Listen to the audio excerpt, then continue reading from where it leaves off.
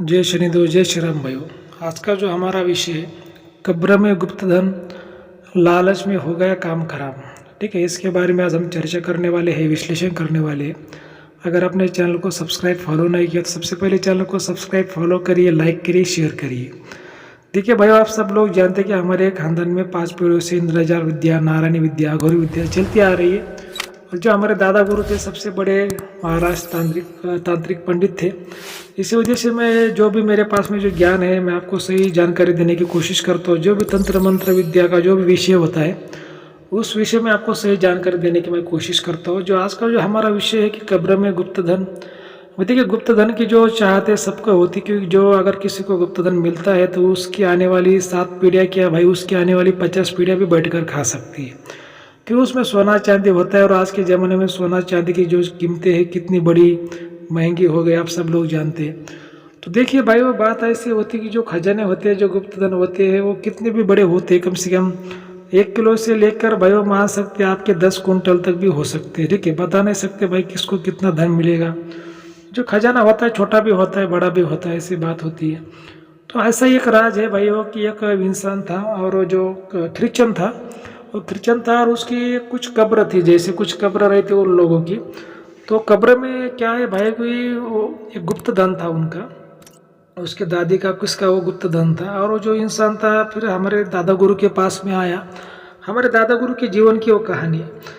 और दादा गुरु को बोला, गुरु जी जो मेरी दादी है उसके कब्र में जो कुछ धन रखा हुआ है, और वो किस तरह रखा है हमें कुछ मालूम नहीं, आप एक बार आकर देखिए। तो हमारे दादा गुरु बोले, देखो हम तो ऐसे कई गली में घूमने वाले महाराज थोड़ी कि भाई तुम्हारे पीछे भागेंगे, और ना ही मैं तुमको जानता हूँ, तो मैं तुम्हारे इधर देखने को भी नहीं आ सकता। लेकिन फिर उसने दादा गुरु को बहुत रोया, बोला दादा गुरु ना मेरा अभी कोई बचा है, खाली जो मेरी दादी थी वो भी गुजर गई, और मैं कहीं बाहर विदेश में था, और देखिए अभी मेरे को किसी का सहारा नहीं, और मैं बहुत मेरे कर्जा हुआ है, मेरा भी पहला किसी का कर्जा है हमारे खानदान का, और उसका भी जीवन में कुछ कर्जा हुआ था। बहुत रो रहा था। फिर हमारे दादा गुरु को उस पर दया आ गया। हमारे दादा गुरु ऐसे भोले थे, किसी पर भी दया करते थे, और ये दया दया के चक्कर में उन्होंने कम से कम 50 एकड़ जमीन उन्होंने ऐसे ही गंवा दी। मतलब इतने भोले भी थे और इतने दयालु भी थे। मतलब ऐसे लोगों ने उनको मीठा मीठा बोल बोल के उनको बहुत लूटा लोगों ने। ठीक है, तो दादा गुरु थे हमारे, फिर उसके वहाँ पे चले गए, और उसका जो कब्र थी, कोई कब्रिस्तान रहता उन लोगों का, उधर चले गए और वहाँ पे देखा। तो दादा गुरु ने बोला, हाँ भाई इस जो कब्र में तो खजाना है, जैसे धन है तुम्हारी दादी का। तो वो बोला दादा गुरु कैसे निकलने का। फिर तो दादा गुरु उसको बोले, भाई निकलेंगे, इसका सही समय आने पर हम इसका कुछ बंदोबस्त करेंगे, तुमको सही सलाह देंगे। और फिर दादा गुरु वहाँ से चले आए। फिर उसके बाद वो जो इंसान था वो बहुत लालची था। फिर उसने क्या ट्राई किया, भाई देखो दादा गुरु ने तो देखा और बताया यहाँ पे है, तो क्यों ना मैं खुद कोशिश कर लूँ। तो उस इंसान ने क्या कर दिया, एक रात को गया और उस कब्रों को खोदने लगा। उसने खोदा तो फिर कब्र में उसको कुछ भी मिला नहीं, लेकिन कब्र खोदने के कारण रात को फिर जो शैतानी शक्तियाँ जाग गए और उसके ऊपर हमला कर दिया और उसको बहुत मारा पीटा। और उसके बाद में फिर उसने वो जो कब्र था, वो खजाना, फिर वो उसने निकालना छोड़ दिया और वो घर पर भाग आया। और फिर 4-5 दिन बाद फिर दादा गुरु के पास में, और दादा गुरु को बोला, गुरु जी आपने तो बताया वहाँ पे कुछ नहीं है, मैं गया तो कुछ मिला नहीं, और शैतानी शक्तियों ने मेरे ऊपर हमला कर दिया। तो दादा गुरु बोले, भाई तेरे को किसने बोला था वहाँ पर जाने को, तेरे मन में लालच आ गया और तो लालच में वहाँ पे चला गया। तुझे लगा अगर मैं निकाल लूँ तो फिर मेरा खुद का ही फायदा हो जाएगा, मैंने थोड़ी देर को बोला था जाने को और निकालने को, तो लालची है। ऐसा दादा गुरु ने फिर उसको डांटा। तो फिर दादा गुरु को बोलने लगा, गुरु जी मेरे को माफ़ कर दो, लेकिन आप कुछ भी करके मेरी मदद करो। दादा गुरु ने कहा, देखो भाई कोई भी इंसान एक बार भरोसा रखता है, दोबारा तो नहीं रखता। मेरे को पहले से मालूम था तू लालची है, इसी वजह से मैंने तेरे को धन तो बताया लेकिन उसका सेंटर पॉइंट नहीं बताया। ठीक है, और तू बराबर लालची निकला। देख तू चला इतना होशियार है, तो फिर मैं तो गुरु हूँ, फिर मैं तेरे से कितना होशियार हो सकता हूँ। फिर दादा गुरु ने फिर उसको वहाँ से आश्रम से निकाल दिया। बोले तो निकल जाए यहाँ से, दोबारा मेरे पास मत आना। फिर भाई वो बात ऐसी हो गई कि उसके कुछ दिनों बाद वो जो प्रॉपर्टी है किसी दूसरे आदमी ने ले ली। मतलब उस व्यक्ति का जो कब्रिस्तान था, जैसे मान लो कि वो लोगों की, मतलब खुद वो लोग जगह खरीदते हैं ना, उनका कुछ जगह खरीदते थे। अभी हमारे जैसे नहीं रहता कि उनका कैसा, वो खुद पहले जगह खरीदते हैं और वहाँ पे कब्रिस्तान बनाते हैं, ऐसा उन लोगों को कुछ नियम रहते। तो जब वो जो आदमी था उसने वो सब उसकी प्रॉपर्टी दादी की बेच दी, तो वो प्रॉपर्टी में वो कब्रिस्तान भी उस आदमी को आ गया। जैसे मान लो कि उसके घर के पास में वो कब्रिस्तान था।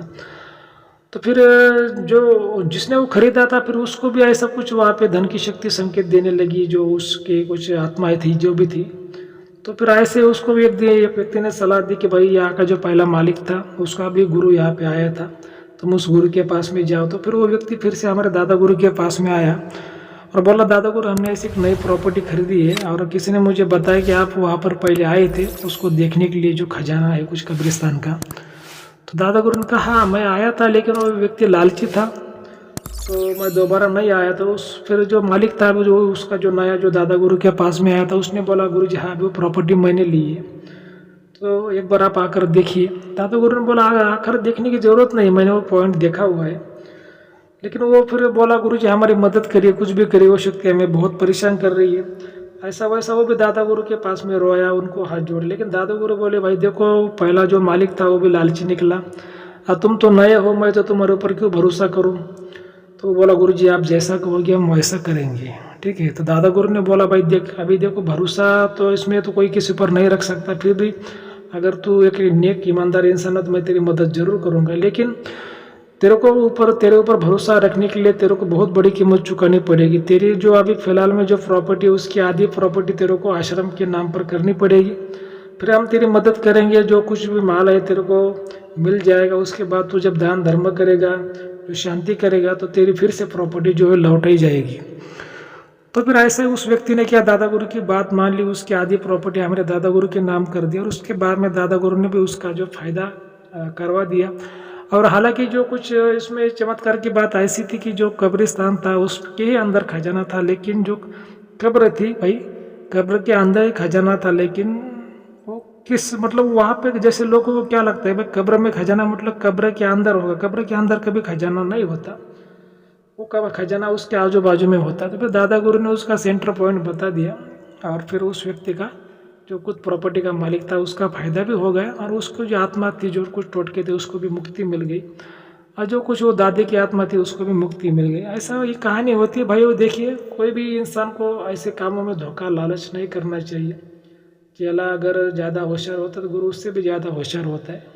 इसी वजह से हमेशा गुरु पर भरोसा करना चाहिए, गुरु की सलाह लेनी चाहिए, अच्छा गुरु करना चाहिए और गुरु जैसा बोलता है वैसा तो बिल्कुल करना चाहिए। लोग क्या करते हैं कि डाउट लेते हैं, शक लेते हैं, तो फिर गुरु उनसे भी ज़्यादा होशियार होता है, ये आपको भूलना नहीं चाहिए।